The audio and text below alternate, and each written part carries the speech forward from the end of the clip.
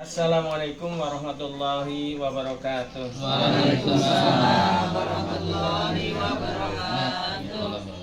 Innal hamdalillah nahmaduhu wa nasta'inuhu wa nastaghfiruh wa na'udzu billahi min syururi anfusina wa min sayyiati a'malina may yahdihillahu fala mudhillalah wa may yudlil fala hadiyalah. Asyhadu an la ilaha illallah wahdahu la syarikalah wa asyhadu anna Muhammadan abduhu wa rasuluhu alladzi la nabiyya ba'da. Allahumma sholli wa sallim wa barik ala Muhammad wa ala alihi wa ashabihi wa man tabi'ahu ila yaumil qiyamah. Masya Allahu kan wa ma lam yasa' lam yakun, la haula wa la quwata illa billah. Alhamdulillah, puji syukur marilah kita panjatkan kehadirat Ilahi Robbi yang senantiasa melimpahkan berbagai macam kenikmatan dan karunia-Nya kepada kita semua, sehingga sampai saat ini kita masih diberi kesempatan oleh Allah untuk memperbaiki diri, untuk meningkatkan keimanan dan ketakwaan kita kepada Allah Subhanahu wa Ta'ala.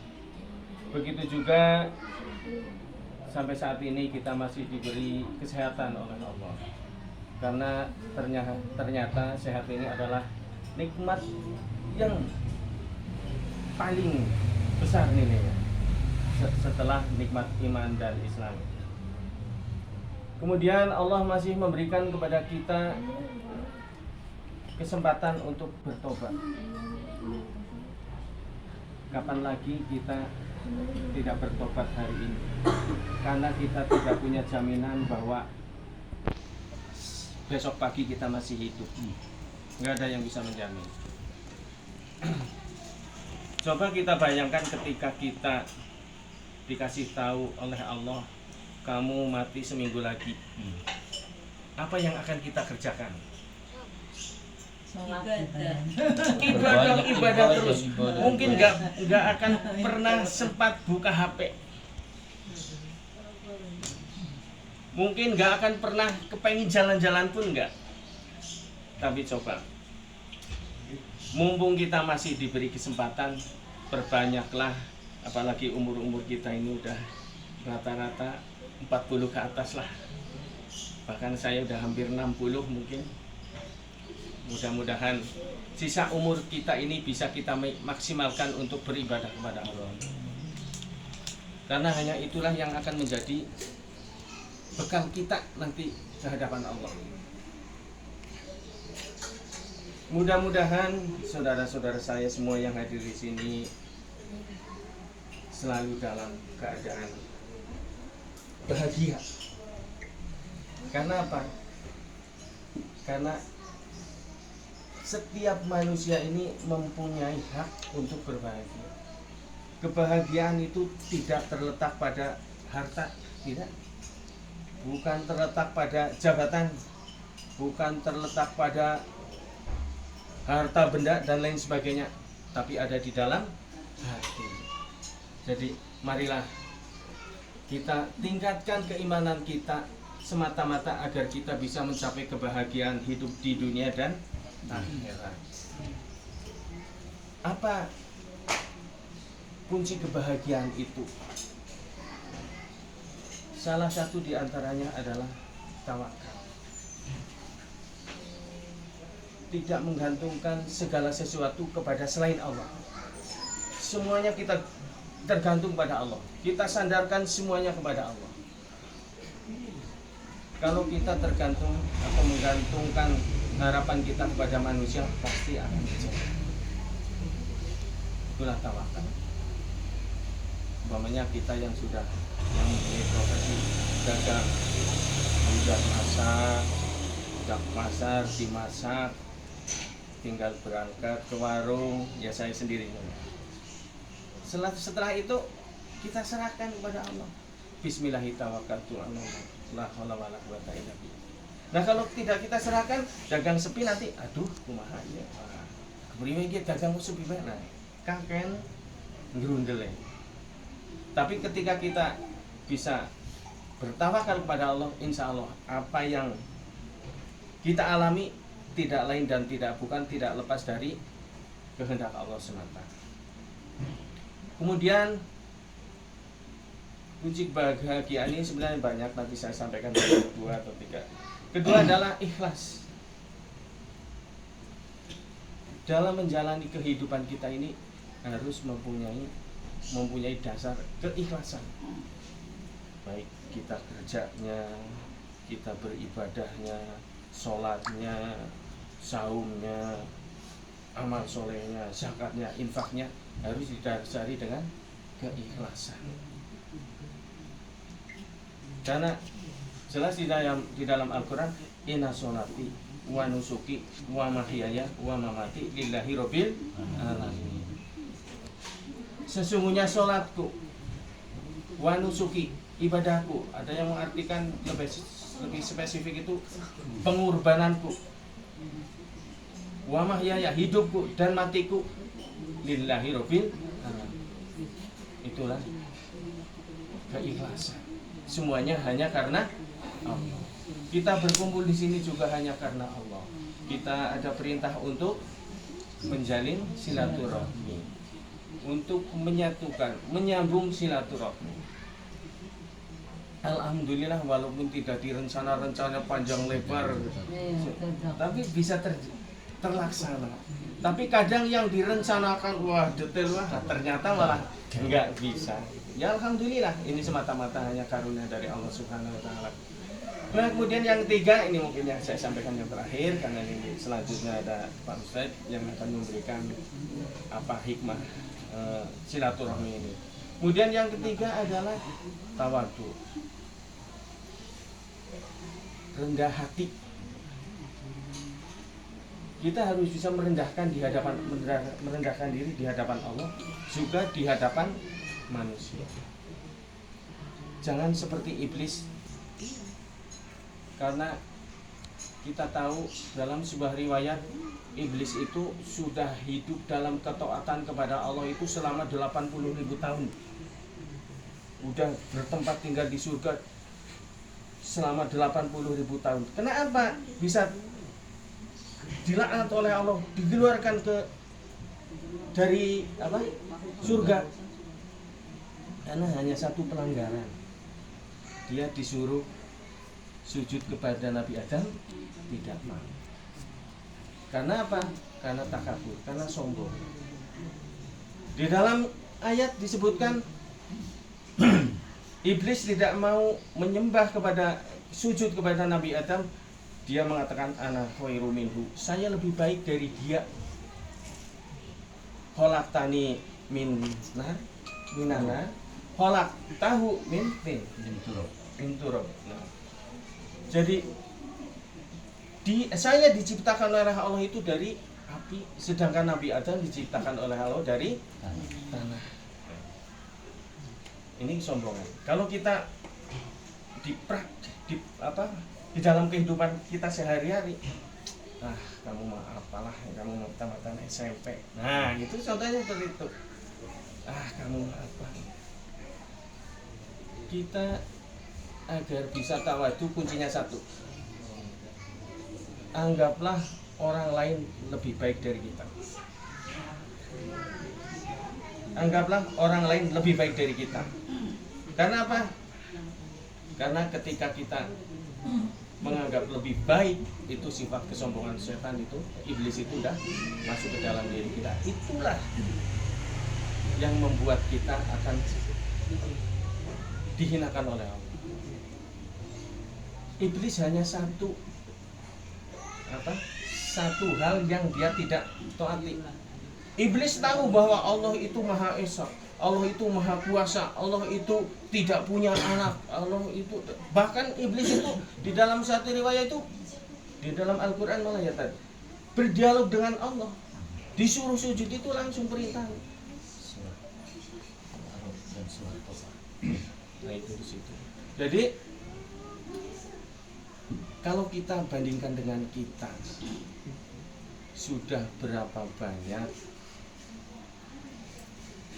kita memaksiati perintah Allah.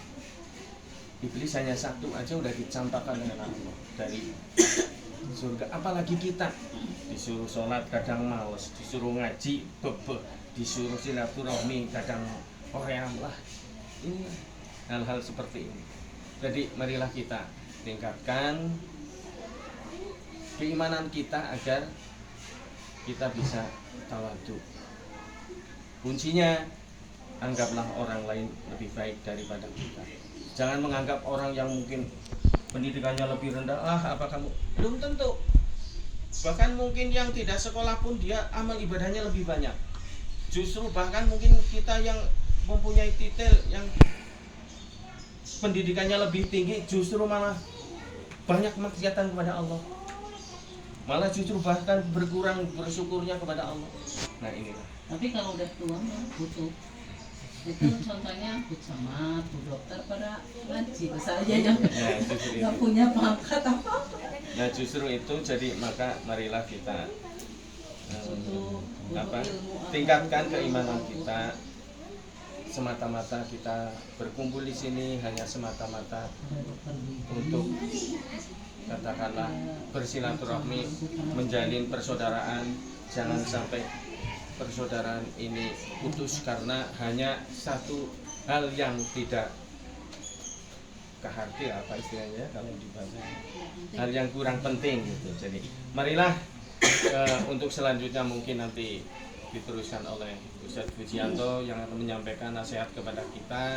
Saya hanya sebagai tuan rumah berterima kasih atas kehadiran saudara-saudara semua di sini. Mohon maaf apabila dalam menyambut saya kurang berkenan, karena ya itulah kemampuan saya seperti itu. Mohon maaf yang sebesar-besarnya. Mungkin dari saya itu saja dulu. 1 jam ke depan kita dengarkan nasihat dari Ustadz Pujianto. Wa'alaikum. Assalamualaikum warahmatullahi wabarakatuh. Waalaikumsalam warahmatullahi wabarakatuh. Langsung.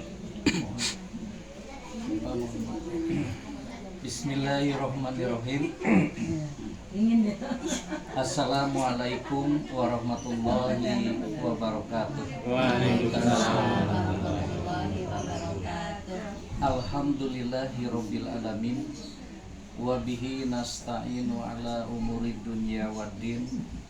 Asyhadu an la ilaha illallah wahdahu la syarikalah wa asyhadu anna Muhammadan abduhu wa rasuluhu alladzi la nabiyya ba'dah. Masyaallahu kan wa man lam yasha lam yakun. La haula wa la quwwata illa billahil aliyyil azim. Qala Allah ta'ala fil Qur'anil azim, a'udzu billahi minasyaitonir rajim. Ya ayyuhalladzina amanu taqullaha wa qulu qawlan sadida. Yuslih lakum a'malakum wa yaghfir lakum dunubakum. Wa may yuti'illaha wa rasulahu faqad faza fawzan 'azima. Allahumma sholli ala sayyidina Muhammadin wa ala alihi wa ashabihi wa man tabi'ahu bi ihsanin ila yaumiddin. Amma ba'd. Sohibul Bait yang kami hormati, Mas Ma'ruf beserta keluarga, saudara-saudaraku yang datang dari jauh, Jakarta, Bogor, Karawang, Bekasi, Tangerang, Bekasi, yang dirahmati Allah Subhanahu wa Ta'ala, juga hadirin yang hadir di tempat ini, yang mudah-mudahan dapat berkah dari Allah Subhanahu wa Ta'ala. Kalimat syukur alhamdulillah kita panjatkan pagi hari ini kehadirat Allah Subhanahu wa Ta'ala, karena hanya dengan izin Allah kita bisa berkumpul, berjumpa, bertemu. Hanya dengan takdir Allah kita bisa silaturahmi. Bahkan hanya dengan pertolongan Allah semata kita dapat beribadah pada kesempatan pagi hari ini melalui acara pertemuan keluarga atau silaturahmi keluarga yang nilainya insya Allah teramat besar pahalanya di dunia sampai akhirat kelak.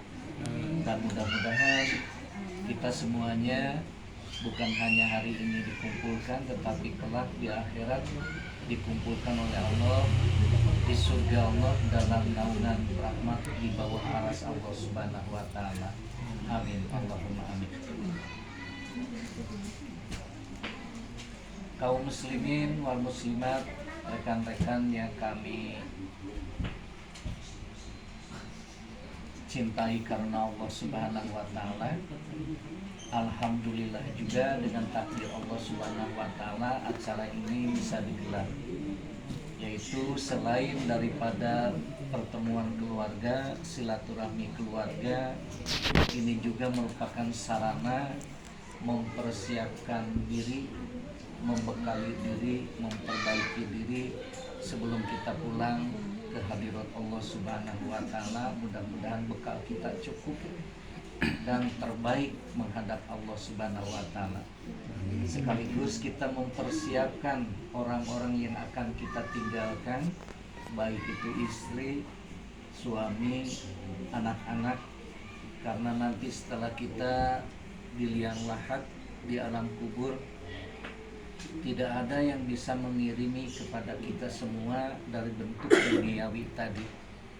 Tidak ada anak dan istri atau suami yang mengirimi kita ke alam kubur kita, mengirimkan mobil umpamanya biar kita nggak capek dalam kubur, mengirimkan harta, apa yang kita butuhkan fasilitas hidup di alam kubur, kemudian juga mengirimkan pakaian, bahkan sampai makanan dan minuman pun ternyata tidak bisa dikirimkan ke dalam alam kubur, karena fasilitas kita hari ini di dunia tidak bisa digunakan di alam kubur. Jangankan di alam kubur, umpamanya kita di sini di Bandung, kita berangkat ke Singapura, kita berangkat ke Amerika, maka segala fasilitas di Indonesia tidak bisa digunakan di negeri lain, harus ditukar dulu. Apalagi di alam kubur, fasilitas kita hidup di dunia, harta, kekayaan, kendaraan mewah, ladang sawah yang melimpah, dan yang lain-lainnya tidak bisa digunakan sebagai fasilitas di alam kubur. Itu hanya satu yang bisa dikirimkan nanti, ya, oleh keluarga yang kita tinggalkan, baik suami, istri ataupun anak, itu adalah doa, ya, yang akan dikirimkan. Yang kedua, bacaan Al-Quran. Jadi kalau misalkan hari ini kita tidak mempersiapkan orang-orang yang akan kita tinggalkan, baik itu istri dan anak atau suami, maka jangan sampai tidak ada yang mengirimkan doa dan bacaan Quran ke dalam kubur kita nanti. Sebagai bukti anak yang soleh, ketika ayahnya, ketika ibunya meninggal dunia, adalah yang pertama kali mengkafani, yang pertama kali memandikan mayatnya, yang pertama kali menyolatkannya. Jangan sampai kita mengharapkan anak yang soleh yang bisa mengirimkan doa kita ke dalam kubur, tapi ternyata anak kita, istri kita, suami kita ketika kita meninggal dunia yang memandikan orang lain, yang mengkafani orang lain, yang mencolatkan orang lain. Terus kemana anak dan istri kita? Ternyata cuma nonton orang yang sholat, cuma nangis di sudut pintu. Apakah itu bukti sebagai keluarga yang soleh yang akan mengirimkan? Nah ini, maka dari itu kita kondisikan dari hari ini, kita persiapkan dari hari ini sebelum kita habis usia kita dipanggil oleh Allah Subhanahu wa taala. Dan silaturahmi keluarga ini sangat amat besar manfaatnya juga. Namun pada kesempatan kali ini, insya Allah sesuai tema yang diminta, ya, insya Allah kami ingin menyampaikan dulu dari sisi keluarga, gitu kan. Kewajiban dalam keluarga yang paling pertama adalah birrul walidain, berbuat baik kepada orang tua. Bapak Ibu bisa temui ayatnya, dalilnya, keterangannya di dalam surat Al-Isra ayat ke-23-24. Saya bacakan dan saya terjemahkan ya. A'udzubillahi minasyaitonirrajim. Wa qada rabbuka alla ta'budu iyyahu wa bil walidaini ihsana. Dan Tuhanmu telah menetapkan agar kamu tidak beribadah selain kepadanya, dan kamu wajib melaksanakan kebaikan terhadap kedua orang tua.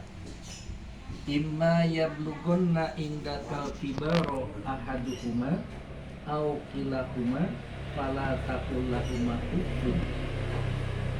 Dan apabila kedua orang tuamu sudah lanjut usia dan sudah menjelang tua, maka kalian tidak boleh melakukan atau mengucapkan kepada keduanya dengan kalimat dengan kalimat wala tanharhuma, dan janganlah kamu membantah kepada keduanya, wa kullahuma qaulan karima, dan ucapkanlah kepada kedua orang tua dengan ucapan yang mulia.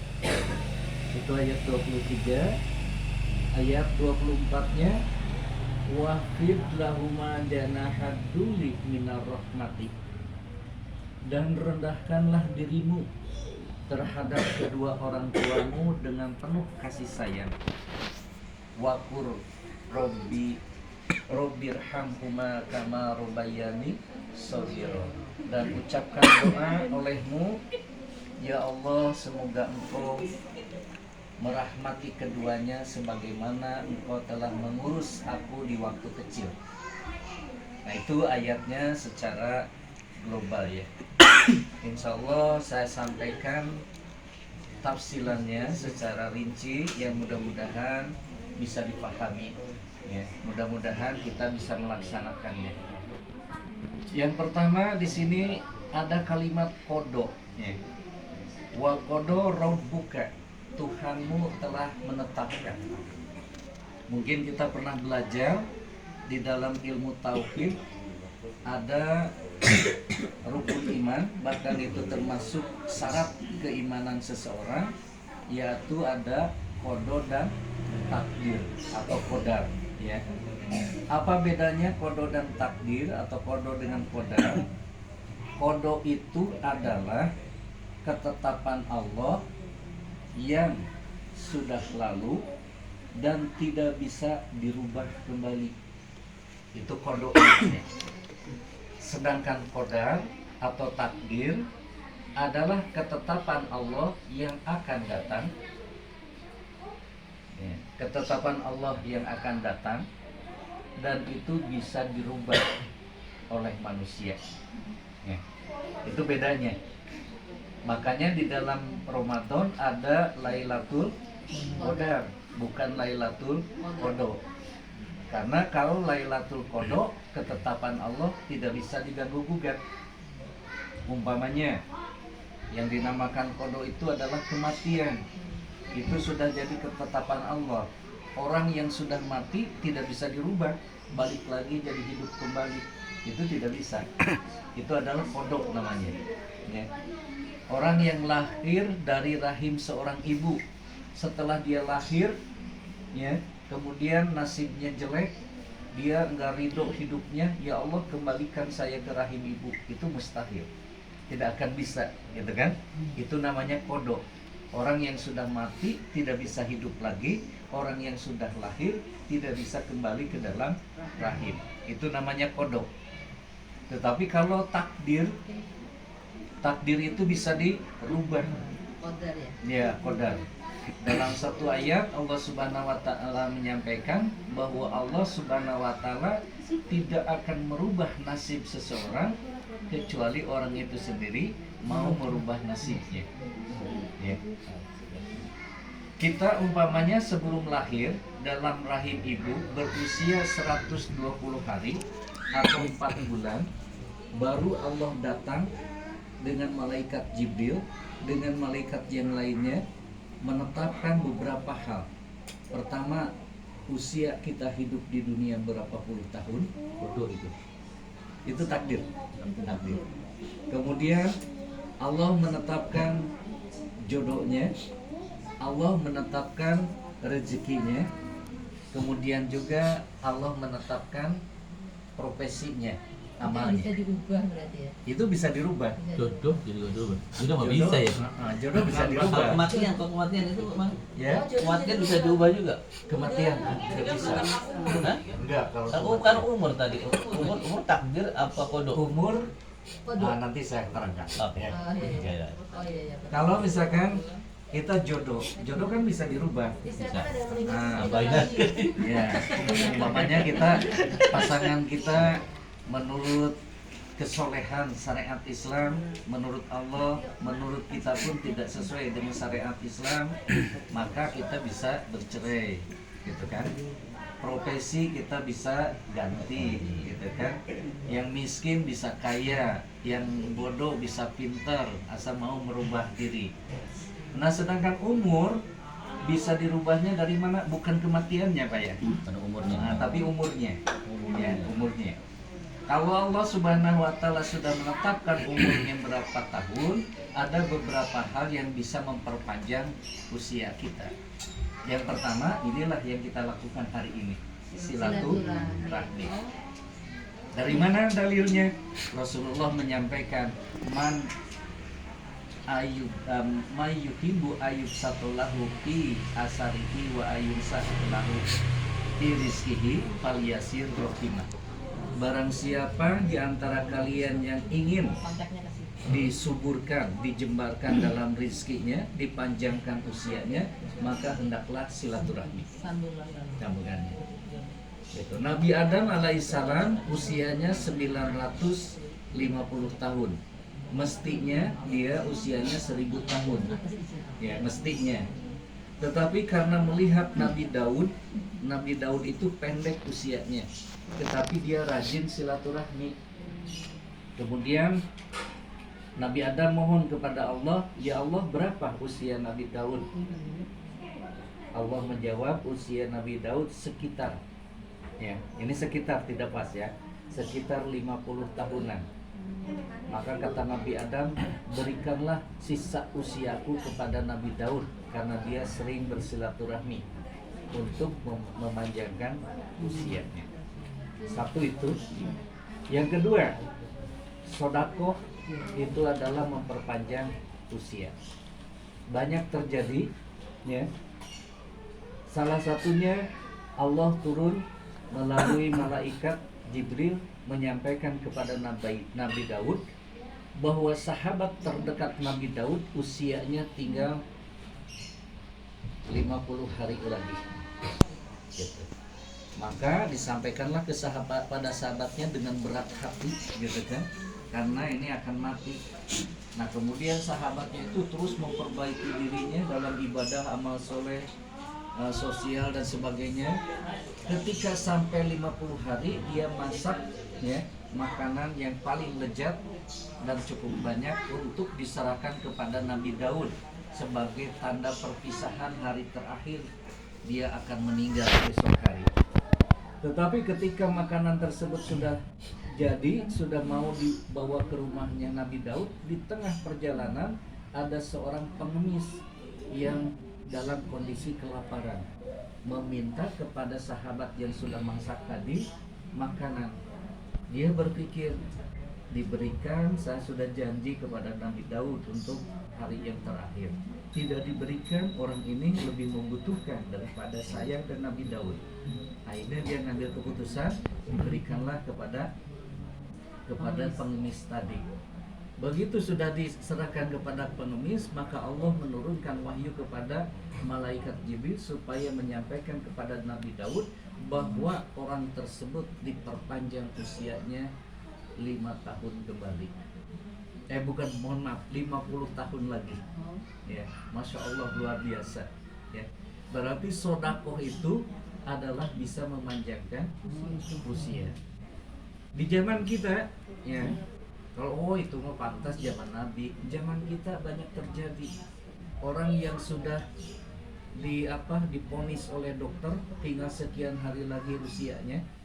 Bahkan ada seorang profesor yang di Mesir, ada seorang profesor, dia memiliki penyakit jantung dan dia penyakitnya sudah kronis. Kemudian dia berobat di dalam negeri, tidak sembuh-sembuh, akhirnya ke luar negeri. Begitu berobat ke luar negeri, maka keputusan dokter harus dioperasi. Kalau tanpa operasi akan tinggal sekian lagi, gitu kan, sekian hari lagi usianya. Akhirnya dia pulang dari Inggris, ya. Dia pulang dari Inggris untuk berobat itu. Kemudian besok harinya ketika dia mau melaksanakan aktivitas di kantornya, dia tiba-tiba ingin makanan kecil kayak kita lah di pinggir jalan, ngopi gitu kan, ngeteh ya. Nah, saat dia sedang makanan cemilan kemudian ngopi, dia melepaskan pandangannya ke depan jauh sekali. Ternyata di depannya itu adalah pasar, dan dia menyaksikan ada seorang nenek, ibu-ibu yang sudah tua, sedang mengambil apa ya namanya, potongan-potongan daging yang yang kecil-kecil, sisa-sisa, gitu kan. Yang potongan kecil yang tidak dipakai, kan? Begitu ada yang pembeli yang tidak dipakai, dipotong, dibuang, itu dikumpulkan, dimasukkan ke resek oleh si ibu itu. Nah, profesor ini penasaran dong, si ibu ngambilin apa gitu. Begitu dihampiri, dia sedang memungut potongan-potongan daging tersebut, dan dia bertanya, "Wahai ibu, apa yang kau lakukan?" Gitu kan, "Kenapa engkau memungut, mengambil potongan-potongan daging yang kecil yang sudah tidak terpakai?" Gitu. Maka kata si ibu itu, "Aku punya anak 7 orang perempuan. Sudah lama sekali mereka belum pernah makan daging lagi. Mereka ingin makan daging dan aku tidak punya uang untuk membeli. Maka aku mengambil potongan-potongan kecil yang tidak dipakai baik oleh si pedagang atau si pembeli, itu sudah dibuang. Aku minta izin pada pedagang untuk dikumpulkan." Maka profesor tadi, "Apakah cukup dengan daging seperti itu untuk 7 orang anak yang sudah dewasa?" "Ya, bagi kami cukup-cukup saja," kata si ibu. Akhirnya si profesor itu memberikan uang kepada si pedagang, "Tolong dia beri 2 kilo dan saya yang membayarnya." Maka diberi 2 kilo, ternyata bukan 2 kilo itu bukan untuk hari itu saja. "Saya bayar untuk 1 bulan. Tolong dia setiap hari beli 2 kilo. Maka setelah selesai dia pulang, ada suatu hal yang terjadi dalam keanehan. Ketika dia pulang dari pasar itu, dia tidak merasakan sakit, tidak merasakan berat di beban dalam tubuh itu, dalam penyakitnya itu, dan dia selalu tersenyum, selalu bahagia, senang dalam hatinya. Entah apa yang membuat dia senang gitu.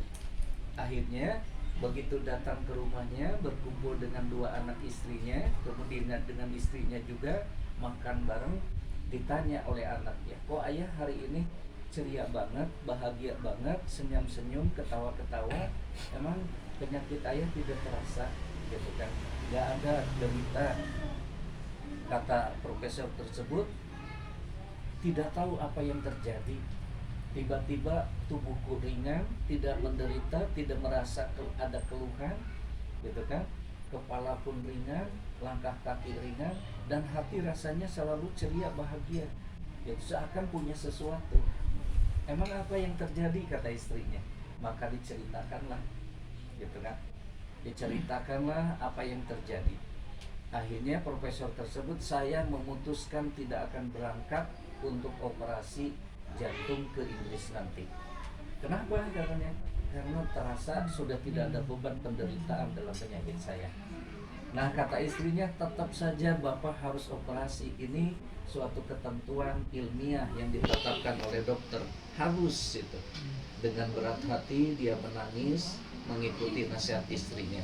Akhirnya tibalah waktu untuk berangkat operasi ke luar negeri. Sampai ke sana, di rumah sakit, para dokter sibuk memeriksa.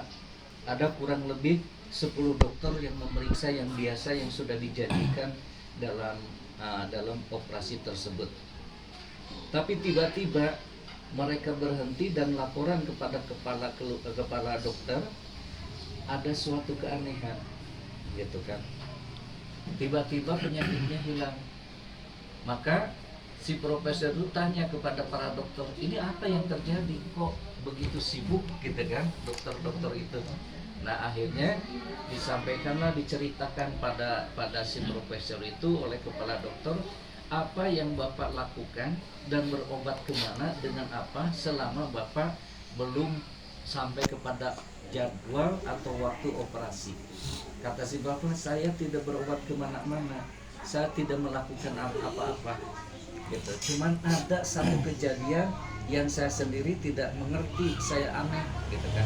Diceritakanlah bahwa dia menemukan seorang nenek, kemudian dia bersedekah dengan membayar dagingnya 1 bulan 2 kilo setiap harinya.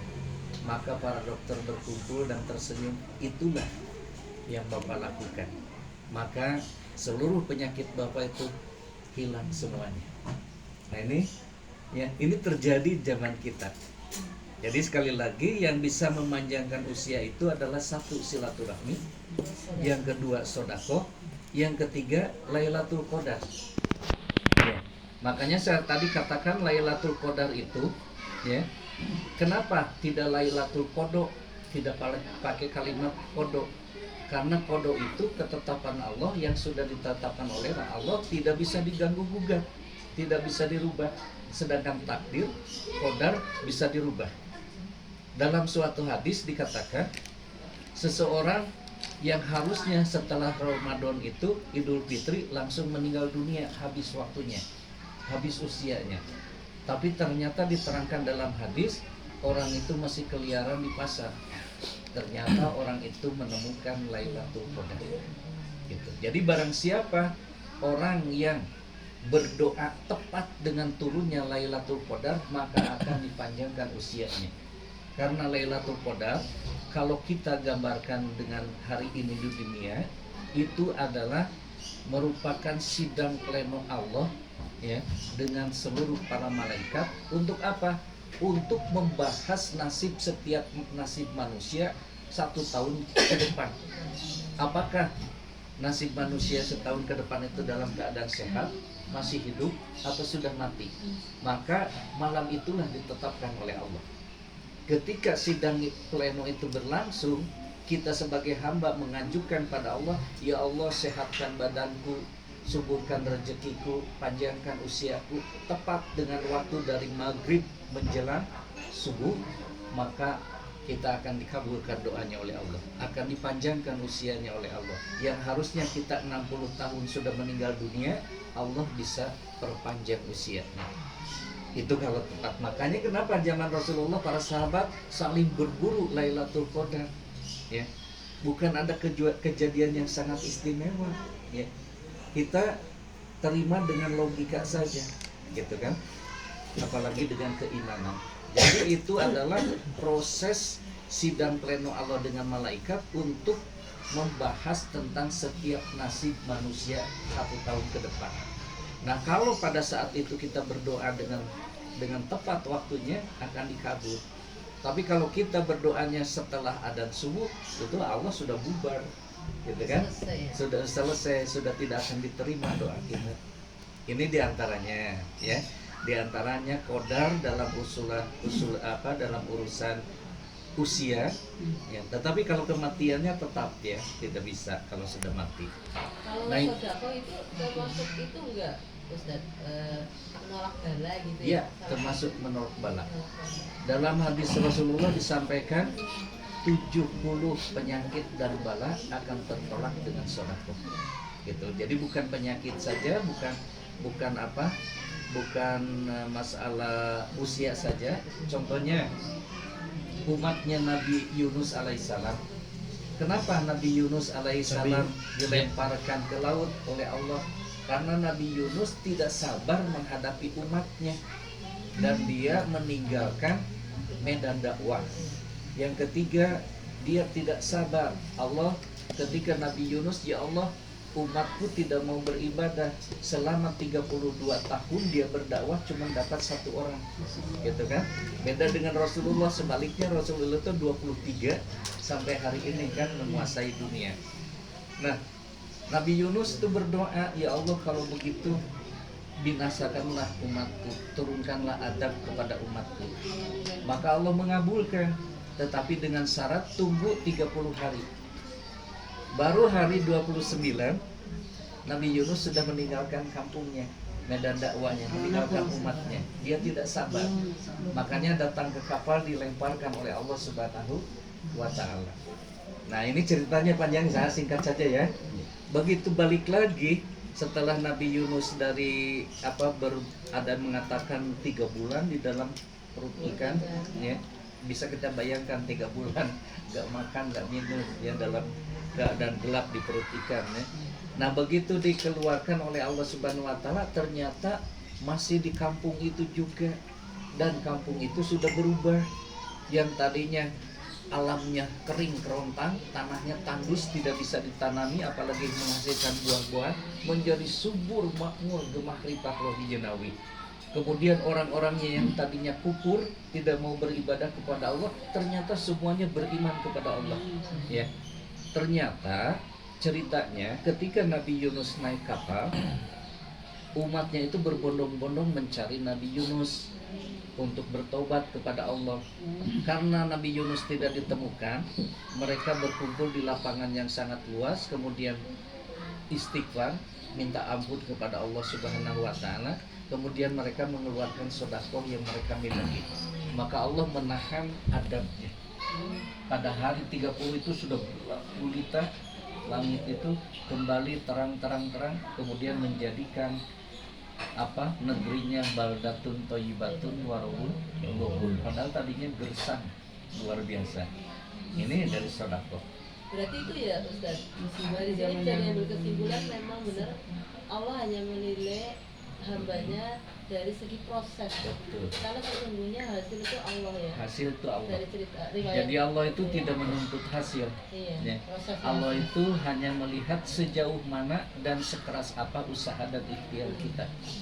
Sedangkan hasil Allah yang menentukan. Seperti kita mencari nafkah, mencari rezeki yang halal dan thayyiban, itu cuma kewajiban ikhtiar dan usaha kan.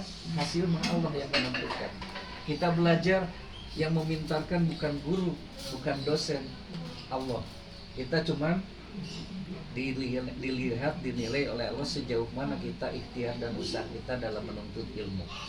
Begitu juga yang lain. Sama seperti Saya kurang sepakat kalau misalkan guru dosen gitu, tetap sih kalau menurut saya Menentukan juga. itu soalnya Bapaknya ya udah guru tetap di lah kalau guru itu kan SPD ya. menyampaikan ilmu kepada muridnya. Ya, Tetap betul. ada ini, cuman bagaimana murid itu bisa Jalan proses untuk memahami menerima prosesnya itu gitu. Iya. Mungkin gitu kali ya Pak Ustadz. Iya, bisa. Baik ya, gitu ya.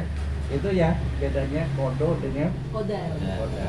Jadi kodo itu tidak bisa Coba kalau dirubah, kalian sedangkan anak koda bisa. bisa dirubah. Kita, Baik, itu milik sekarang. Allah, doa itu milik kita gitu ya Pak. Iya, betul. Nah, sekarang apa kaitannya dengan birrul walidain? Ya, kembali lagi Kodo, pasar. kembali ke sini ya, kodo itu. Kan di sini Allah mengatakan wa kodo robuka, Tuhanmu telah menetapkan. Ya, ingat, kodo tidak bisa dirubah dan tidak akan berhenti sampai hari kiamat. Di sini ada 2 kewajiban kita, Allah ta'budu iyahu, bahwa kalian tidak akan ibadah kepada Allah Subhanahu wa Ta'ala. Ya, tidak akan beribadah kepada yang lain kecuali kepada Allah. Nah, ibadah ini ketetapan yang tidak akan bisa dirubah dan tidak akan berhenti sampai hari kiamat. Saking sudah ditetapkannya oleh Allah, sholat itu kodok. Ya, kata Rasulullah SAW, sholatlah kamu sambil berdiri. Kalau tidak bisa berdiri, sambil duduk.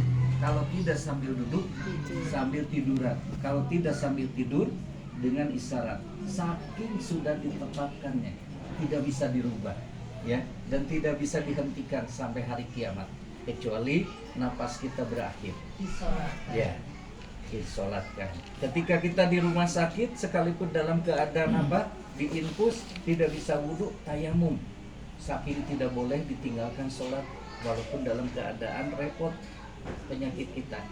Dalam kondisi perang seperti Palestina hari ini, sholat tetap tidak bisa ditinggalkan. Ketika di tengah-tengah pertempuran sedang menghadapi musuh, terdengar suara adzan memanggil sholat, berhenti. Sebab bahkan dalam sholat apa? Dalam sholat peperangan itu cuma 2 rakaat. Dan caranya saf yang pertama ruku, yang lain berdiri, yang lain sujud, ini ruku, ya. Karena yang lainnya menjaga musuh. Cuma 2 rakaat aja. Cuma 2 rakaat. Ini saking pentingnya, saking tidak bisa dirubahnya, saking tidak bisa diberhentikannya. Dalam keadaan safar di perjalanan sampai menggantung di atas bis sambil berdiri bergelantungan laksanakan sholat. Ini namanya qadha, ya. Kenapa? Sebab ternyata sholat ini tolak ukur amal kita. Kalau dalam pendidikan kan ada ya Bu ya, ya Mbak ya, dalam pendidikan kan ada bidang studi apa yang menentukan ya, kayak seperti bahasa Indonesia dan matematika. Kalau bahasa Indonesia dan matematika nilainya 9, maka pelajaran yang lain lolos gitu kan. Tetapi kalau bahasa Indonesia dan matematika nilainya merah, maka yang lain walaupun bagus tetap gugur, ya. Nah, sholat, andai kata kita punya amal, kata Allah, kata Rasulullah dalam suatu hadis, andai kata kita punya amal sebesar debu, ya, kita sudah dihisab oleh Allah, sudah masuk ke surga, tapi masih diperiksa oleh Allah. Masih ada amal sebesar debu, apa amal sebesar debu? Pikiran positif, itu kan amal kan? Kita mendoakan saudara kita sampai sukses, sampai sehat, sampai maju usahanya, padahal dia tidak tahu kita yang mendoakan. Itu amal sebesar debu, ya. Oleh Allah tetap diperiksa dan dinilai dan diberi pahala. Tapi kalau kita haji 1 kali, 2 kali, umroh 5 kali, setiap masjid dibangun kita nyumbang, ya. Anak miskin, anak yatim, janda kita sumbang, banyak sekali amal kita. Tapi tidak pernah sholat, Allah tidak akan pernah melihat dengan sebelah mata pun. Kenapa? Apabila sholatnya sukses, beres, diterima, maka akan diterima segala amalnya. Tetapi sekalipun amalnya banyak, sholatnya gagal semua amalnya. Paham ini? Maka dari itu Allah mengatakan wa qadara rabbuka alla ta'budu illa iyyahu, bahwa sholat sudah menjadi ketetapan Allah, tidak bisa dirubah, tidak bisa diganti, dan tidak bisa dihentikan sampai akhir hayat kita. Itu yang pertama. Yang kedua, wabil walidaini ihsana. Ini sama, sudah ditetapkan oleh Allah bahwa anak-anak itu wajib berbuat baik kepada orang tua. Sekalipun sudah punya anak lagi, sudah punya cucu, sudah punya cicit, tapi orang tua yang melahirkannya masih ada, masih wajib untuk melakukan kebaikan. Sampai hari kiamat tidak akan bisa ditinggalkan. Sampai hari kiamat tidak bisa diganti, gitu kan? Tidak bisa dirubah. Itu namanya qadha. Jadi kalau kita seusia kita, mungkin di kita kan ada yang sudah punya menantu, ada yang sudah punya cucu, tapi kita tetap wajib berbuat baik kepada kedua orang tua. Ya, paham ya? Nah itu makanya kalimatnya, kenapa sih kalimatnya harus qadha? Itu yang pertama, kalimatnya qadha. Di dalam surat yang lain bisa rekan-rekan lihat di dalam surat Luqman, umpamanya surat Luqman ayat 30, surat 31 ya. Surat Luqman 31 ayat ke-14. Ini kalimatnya, kalau di dalam Bani Israel tadi kalimatnya qadha. Ayat berapa Ustaz? Ayat 14. Jadi kalau di dalam Bani Israel atau Al-Isra kalimatnya qadha, artinya berbuat baik kepada ibu bapa tidak bisa diganti, tidak bisa ditinggalkan, walaupun kita sendiri sudah punya anak, sudah punya cucu, tetap masih wajib, ya, sampai hari kiamat. Nah nanti ada bahasan bagaimana kalau orang tua kita sudah mati, nah, ya. Nah, kalau di dalam surat Luqman ini ayat 14 kalimatnya wa wassaynal insana biwalidayhi. Kami telah wasiatkan ya kepada manusia supaya dia berbuat baik kepada kedua orang tuanya. Hamalathu ummuhu, di mana ibunya telah mengandung dia wahnan ala wahnin, dalam keadaan payah, dalam keadaan repot, bahkan apa semakin repotnya itu adalah taruhannya nyawa kan, orang yang melahirkan itu kan. Wa fisaluhu fi amaini, dan Allah memisahkannya, mensapihnya dalam waktu 2 tahun. Kenapa Allah mewasiatkan kepada kita anis kurli wali walidaika, supaya kalian bisa bersyukur kepadaku dan bersyukur kepada kedua orang tua.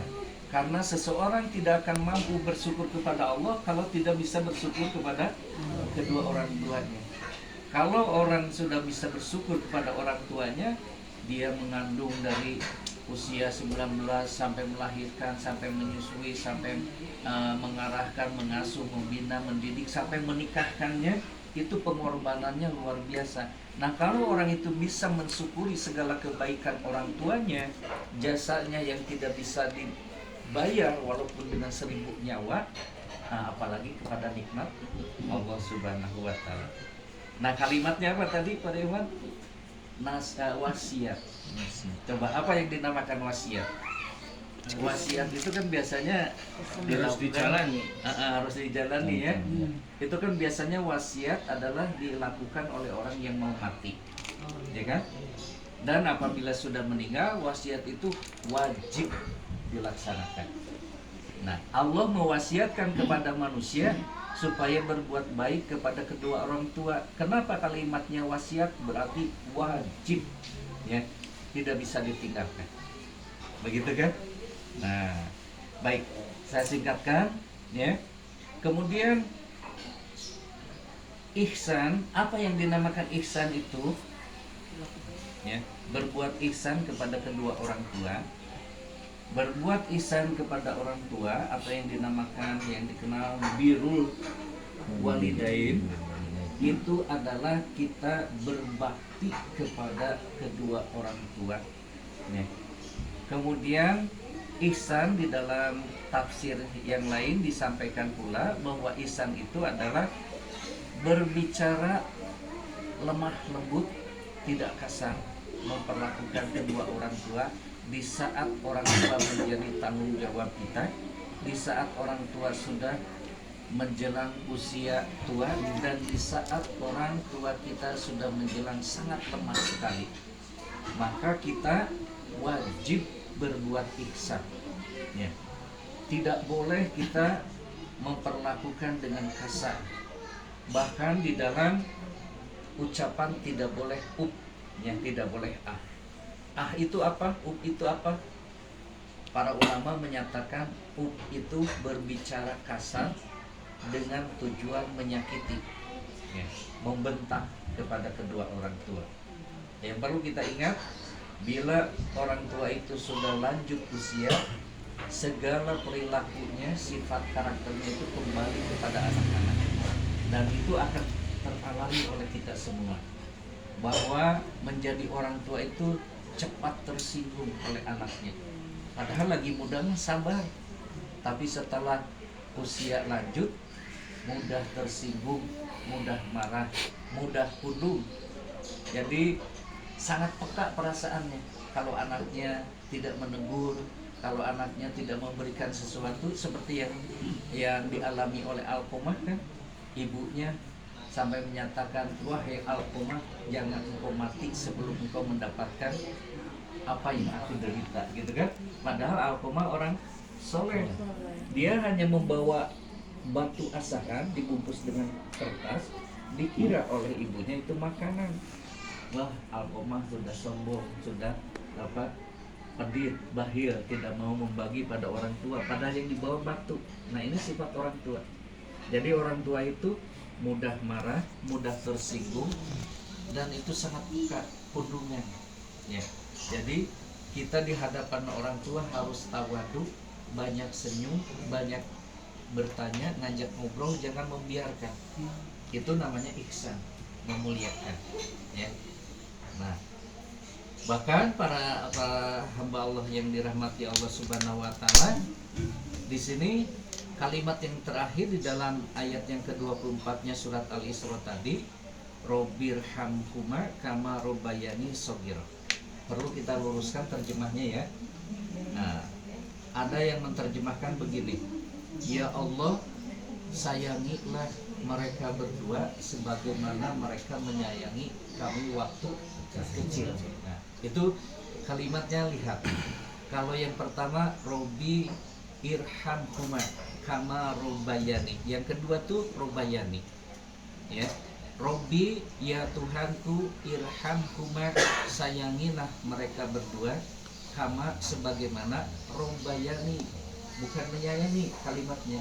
Robbayani, robba itu rob, Robbul alamin, artinya pengurus semesta alam.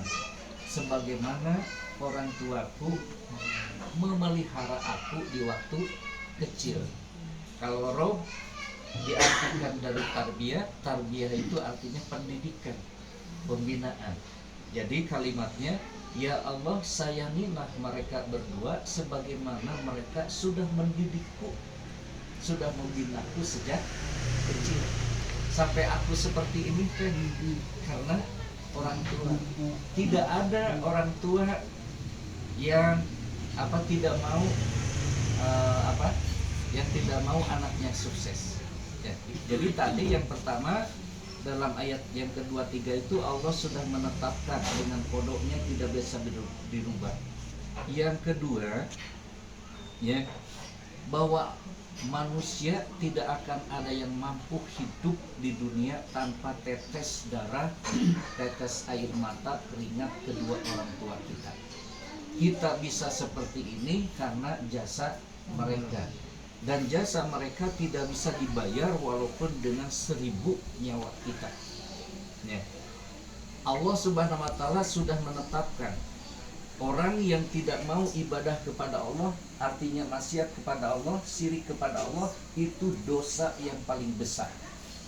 Dan dosa yang paling besar kedua setelah syirik kepada Allah adalah durhaka kepada kedua orang tua. Orang tidak akan mampu hidup di dunia ini tanpa doa dan restu orang tua. Ya. Jadi kata orang Sunda, bentarnya, kalau dalam orang Sunda ada kalimat gini, nece semplek, nyincak semplak.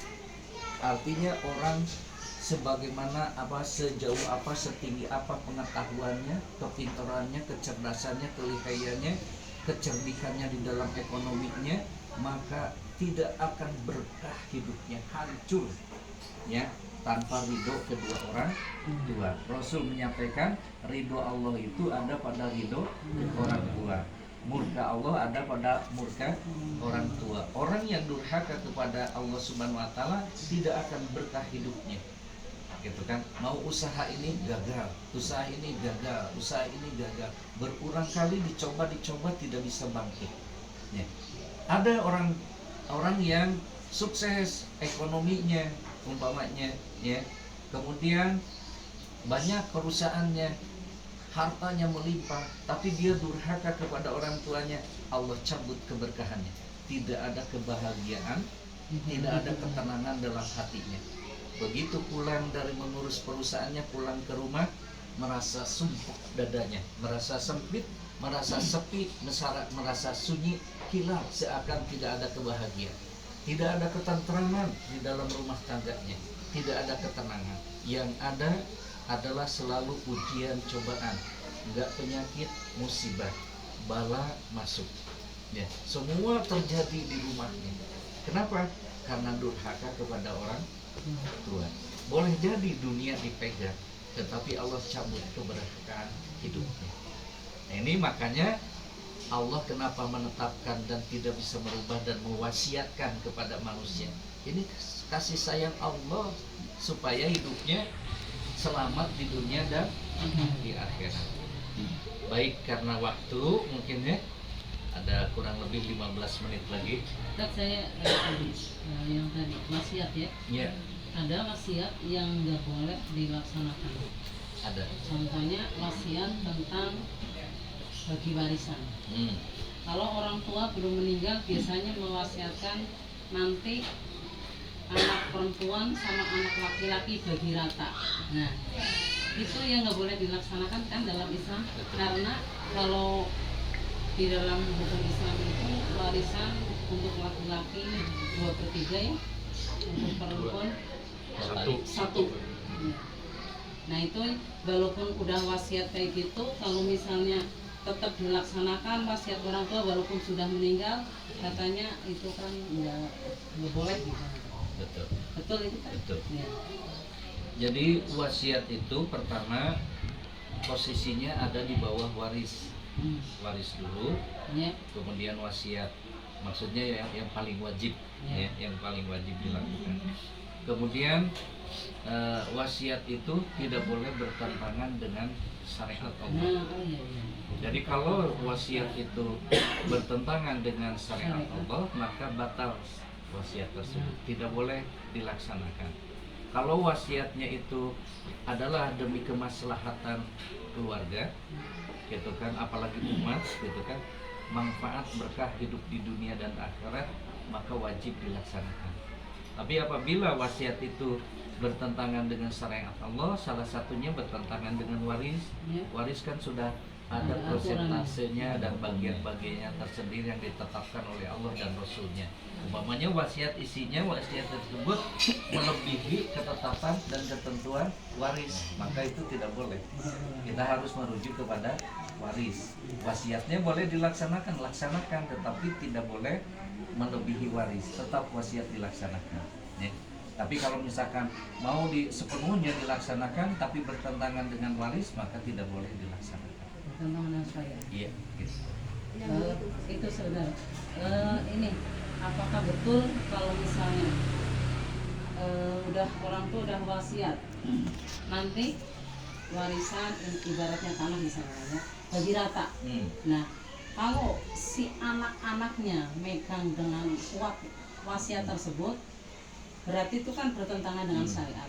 Nah, kalau dilakukan yang bertentangan dengan syariat itu akan menyiksa orang tua yang di alam kubur, apakah itu betul? Kalau tidak dilaksanakan. Kalau tidak dilaksanakan, Kalau dilaksanakan dilaksanakan wasiatnya, berarti tapi wasiatnya itu kan bertentangan dengan syariat. Tapi kalau tetap kita laksanakan, katanya Akan orang memberatkan tua. si mayit. Nah, Benar. apakah betul? Betul. Masya Allah ya. Karena gini, yang namanya rizki, terutama rizki itu kan banyak ya, bukan hanya ini, sehat juga kan rizki. Nah umpamanya kalau rizki di bidang harta itu kan jelas kita akui bersama bahwa harta itu titipan Allah. Kalau dari dilihat dari runut kehidupan kita lahir ke dunia, ya, Allah itu memberikan rizki kepada kita tetapi sebagai titipan. Memang rizki itu seperti kematian. Mati itu akan mengejar kita kemana saja kita berada, gitu kan? Nah rizki pun sama. Rizki itu akan mengejar kita kemana saja kita berada. Bahkan ketika kita diam saja di rumah, rizki itu akan mendatangi kita. Karena itu hak kita sebagai hamba dan sudah merupakan kewajiban Allah akan janjinya. Bahwa setiap yang lahir ke dunia, jangankan manusia, binatang yang merayap pun diberikan rezeki oleh Allah Subhanahu wa taala. Hanya kata Rasulullah, jemputlah rezeki itu dengan cara yang lebih cantik, nggak boleh berdiam diri di rumah, gitu kan. Tetapi tetap statusnya adalah titipan dari Allah Subhanahu wa taala. Yang kedua, di dalam surat At-Taubah ayat 111, gitu kan, Allah membeli jiwa dan harta orang yang beriman dengan surga. Jadi harta itu titipan Allah, sudah jadi titipan Allah, dibeli lagi oleh Allah harta kita dengan surga. Berarti kita nggak punya milik apa-apa, cuman pengakuan. Jadi hak guna pakai, gitu kan? Nah, hak guna pakai itu. Nah, ketika kita meninggal dunia, maka harta ini kembali milik Allah. Ya, maka ditetapkanlah hukum waris, artinya harus membagikan harta tersebut dengan syariat Allah, karena ini harta sudah kembali kepemilikannya kepada Allah. Jadi kalau dilaksanakan wasiat tadi kemudian akan memberatkan kepada si mayit dalam kubur, maka kita tidak boleh melaksanakan wasiatnya, kita bertentangan dengan syariat Allah. Itu bagaimana kalau yang udah berkelanjutan ya? Itu tidak akan berkah, Ibu. Itu masalah. Ini tadi bagi warisnya misalnya kakek ya, kakek punya tanah gitu. Si kakek teh si kakek teh misalnya nggak tahu tentang Syariat. Islam, nggak tahu tentang hukum waris. Nah, tapi itu kan udah terbagi misalnya sama anak-anaknya. Tapi itu kan nggak sesuai dengan syariat Islam.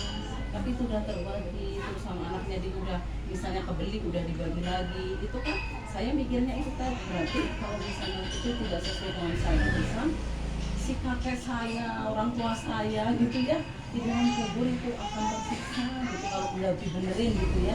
Itu benar kayak gitu apa enggak ya? Kalau bagi Tapi kalau memang diikhlaskan, saya nyambung sekalian ya. Nyambung. Misalnya memang memang harus sesuai syariat gitu, Ustaz. Tapi misalnya ini ada contoh misalnya ada orang tua meninggal, anaknya 3, misalnya yang 2 udah sukses gitu, terus yang 1 itu jauh banget ekonomi di bawahnya, tetapi yang kedua kakaknya ini mengikhlaskan, sudahlah yang ini kamu itu lebih gede gitu, yang sisanya buat kami, ridho gitu, misalnya dua kakaknya ridho dengan adik itu gimana Ustaz? Kalau memang ridho gitu. Ya, yang pertama ini, yang tadi ya, kakek yang tadi, Allah itu akan menghukumi kepada orang yang sudah tahu tetapi tidak sadar, gitu kan. Dan Allah itu akan memaafkan orang yang benar-benar tidak tahu, gitu kan. Maka apabila orang itu tadinya melakukan sesuatu itu tidak tahu, tidak akan jadi dosa. Umpamanya kakek tadi ya, secara hukum kakek tadi kan tidak tahu syariat Islam, tidak Tapi tahu. kalau anak-anaknya tahu gimana? Kalau anak cucunya ya dosa. Ya yang Cucunya bisa tahu. lah ya. Enggak, maksudnya tapi itu udah kadung terbagi. Iya, Udah iya kadung. target nanti sampai ke situ ya. Sabar. Sabar. Gak ada iklan. Pikirannya sampai dosa kakek, dosa orang Kakeknya enggak lah, jelas kakeknya udah enggak. 2.1 kakeknya enggak. Kalau misalnya kakek itu benar-benar tidak tahu syariat Islam, cara waris menurut Islam, itu dimaafkan oleh Allah, karena kami tidak sampai ilmunya, gitu kan? Dia tidak tahu, itu dimaafkan. Jadi orang yang akan dihukumi oleh Allah itu orang yang sudah tahu tetapi tidak sadar untuk melaksanakannya. Jadi kalau misalkan gini, Umar bin Khattab dulu dia membunuh anaknya kan, nah gitu kan, karena tidak tahu dia menyembah roti sebagai Tuhannya, dia tidak tahu. Begitu dia masuk Islam, segala perbuatan yang lalu itu dihapus semuanya. Jadi yang dihitung oleh Allah dari sini ke depan, dari sebelum tahu ke belakang dihapus semua. Kalau kakek misalkan di usia masih hidupnya sama sekali tidak tahu tentang ilmu waris, itu dimaafkan oleh Allah. Kalau dalam hidupnya sempat tahu kemudian dia merubah, maka oleh Allah yang lalunya itu dihapus, yang dihitungnya ke depan. Nah kalau misalkan sekarang sudah meninggal tetapi belum tahu tentang syariat itu, dia tidak akan mendapatkan hukuman dari Allah, dia tidak akan mendapatkan dosa dari Allah. Mudah-mudahan seperti itu ya, kita doakan. Dan dia tidak mewasiatkan misalnya gitu. Kemudian bagi anak-anaknya yang kalau anak-anaknya kan tahu sebagian. Nah bagi yang tahu ini harus bisa menasehati dan meluruskan, itu kan, meluruskannya. Gitu. Nah kemudian yang kedua tadi, bagaimana kalau misalkan ini kedua kakaknya melihat adiknya yang kurang stabil dalam ekonomi. Nah kalau misalkan ilmu waris sudah dibagi sesuai dengan ketentuan Allah, maka di situ adalah ada kalimat sodako yang diberikan. Iya. Ya, umpamanya gini. Pemberian dan kasih sayang maksudnya ya. Betul. Hibah Jadi maksudnya. jadi masuknya bisa hibah, bisa hadiah, Tapi bisa dibagi pemberian. dulu sesuai dengan Tapi dibagi dulu ya. Betul. Iya. Harusnya dibagi dulu Dibagi ya. dulu Baru dengan hukumnya, dihibahkan baru gitu. nanti Baru nanti masing-masing disodakokan masing-masing gitu. silahkan kalau memang Silahkan. mau. Betul. Betul. Iya. Jadi bereskan dulu warisnya. Yang tadi kan yang sudah tahu kan disadarkan dulu, diluruskan dulu, dibereskan dulu. Nanti setelah beres ini ada kita lihat saudara-saudara yang ketinggalan dalam ekonominya, maka kita bersepakat untuk membantu adik itu. Gitu. Tapi yang jelas jelaskan ini ya. ya betul. Yang penting udah dibagi secara syariat. Betul, gitu. Udah dibereskan dulu warisnya. Misalnya kayak gini, si orang tua kayak gini, saya anak-anak saya cuma punya harta sekian. Nah, si warisan itu belum terbagi, ya. Terus warisan belum terbagi, anak dikumpulin. Terus anak yang pertama misalnya saya nggak usah karena saya sudah punya lah, saya udah ekonomi mapan. Misalnya anak kedua saya sudah punya karena udah ekonomi mapan. Itu bagaimana itu? Boleh. Dengan Tetap harus dibagi keikhlasan. dulu nggak itu? Tetap Nggak usah. Nggak usah. Itu cuman presentasinya dialokasikan gitu kan ya. Presentasinya ini milik seanu gitu kan. Dua orang yang tidak mau menerima hak warisnya gitu kan. Oh, kan gitu. Ada presentasinya disimpan dulu, kemudian yang lain dibereskan dulu. Nanti sisa yang dua ini itu mau dikemanakan? Apakah mau dihibahkan pada tadi anak adik yang kurang, atau mau dibagi rata semuanya kepada hak waris yang lain? Terserah. Karena itu sudah yang penting sudah sudah disampaikan kepada hak warisnya, menerima atau tidak, gitu kan? Kalau dia misalkan dia lapang dalam keadaan ekonominya, hartanya, tetap prosentase hak warisnya dapat, tetapi tidak diterima oleh dia, dibagikan kepada orang yang kurang gitu kan. Gitu. Berarti kudu Gitu ya. kudu dibagi dulu baru disedekahkan. Iya. Tetap yang paling pokok itu warisnya dibereskan dulu. Setelah itu mau mau disumbangkan, mau ini, nah baru Oh, itu mah urusannya hablum minannasnya. iya. Tapi yang penting hablum minallahnya, ketentuan warisnya bereskan dulu. Ya, berarti ya insya Allah dapat sukses. Paham ya? Insya Allah. Mudah-mudahan Allah mempermudah ya. Tapi ini kembali lagi. Takutnya kalau orang tua Enggak, kayak insya gitu, Allah. misalnya ada warisan kayak itu langsung dari Allah kan ya, nggak maksudnya nggak lewat, ya bukan sunnah rasul tapi langsung aturannya dari Allah kan, itu harus Jangankan itu, benar-benar orang tidak salah, diperhatikan gitu. orang tidak sholat karena tidak mengerti, karena tidak paham, kan lepas dari hukum. Nah, betul. Ya kan? Gitu. Lepas dari hukum, orang yang tidak tahu itu. Tetapi setelah tahu dia tidak sholat, nah baru dari situ dihitung dosa. Tapi kayak gini misalnya, Islam itu tidak tahu, padahal ada majelis taklim biar tahu, tapi nggak mau datang untuk Nah tahu, itu yang akan gimana? ditanyanya. Nah, Itu yang akan ditanyanya. Nah gitu itu kan, padahal di sekitar kita kan banyak, biar kita tahu kan, kita harus cari tahu ya. Ya semoga saja Allah meringankan ya. Allah tidak menghukumi orang yang nggak tahu ya. Betul. Beda dengan polisi, nggak tahu ada perboden gitu, tapi tetap ditilang. Oh saya itu polisinya ya. Betul. Udah mau datang. Paham ya Pak ya? Iya, insya Allah. Baik, mungkin yang terakhir sebagai penutup saya sampaikan ada dua kisah ini ya, supaya kita bisa menyempurnakan kewajiban kita kepada orang tua. Kalau nanti orang tua kita sudah tiada, apa yang harus kita